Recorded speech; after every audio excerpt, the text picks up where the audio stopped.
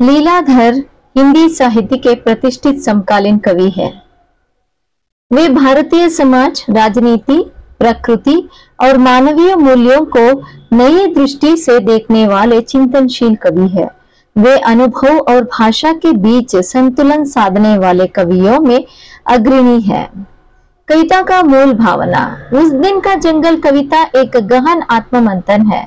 यह विशेष दिन के स्मरण की है, बल्कि उस अनुभव की है जो किसी ऐसे परिवर्तनकारी क्षण में घटित होता है जब प्रकृति, मनुष्य और समय एक खास दिशा में एक साथ जुड़ते हैं। यह जंगल केवल भौगोलिक नहीं बल्कि अस्तिगत, सांस्कृतिक और भावनात्मक भी है। स्मृति और संबंध का बिंब। कविता की शुरुआती पंक्तियां आत्मीयता और मिलन के सौंदर्य को दर्शाती है। दो व्यक्तियां जो एक समय में रोशनी जैसे पास थे, उतनी बीच समय चाकू की तरह नहीं घुसा था। पिछली पिक्चर में हम कितने रोशन थे, जैसे उजाले के दो पेड़ या प्रतीक है उस आत्मीय संबंध का जो एक दुर्बल होता जा रहा है।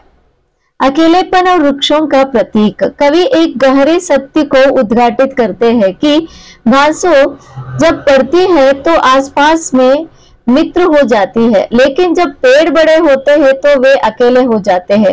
यह समाज के बदले रिश्तों और आत्म केंद्रित होती चेतना का प्रतीक है। घास बड़ी होती है तो आपस में दोस्त हो जाती है, पेड़ बड़े होते हैं तो अकेले हो जाते हैं। समय और प्रकृति का मिलन। कविता की अगली पंक्तियां प्रकृति के माध्यम से समय की निरंतरता को दिखाती है। पुराने पानी में नए पानी के मिलने का शोर, बादलों में छिपा आकाश, यह सब उन भावनाओं को चूकता है जो स्मृति में उथल पुथल मचाते हैं। जंगल का जीवंत चित्रण। कविता में वर्णित जंगल हजारों वर्ष पुराना है और कवि कहता है कि उस दिन वह जंगल बदल गया। वह हमारे लावण्य भरे चेहरे खाकर अपनी खाल का रंग बदलने लगा। उस दिन वह ऐसा जगह हमारे लावण्य भरे चेहरे खाकर। यह जंगल अब खतरनाक हो गया है, मानो अब वह उस मासूमियत को नहीं स्वीकार करता जो पहले थी। पेड़ आत्मनिर्भर, अकेले, गहन आत्मचिंतन में लीन व्यक्ति का प्रतीक है। घास समाज, मेल मिलाप, साहचर्यता का प्रतीक है। जंगल समाज का सामूहिक चेतन और परिवेश जो अब शत्रुत्व हो चलता है। चाकू समय की तीव्रता और संबंधों में कटाव।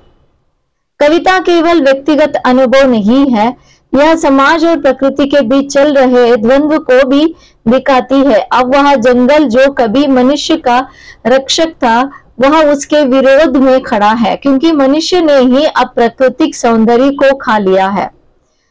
उस समय का जंगल एक काव्यात्मक चेतावनी है।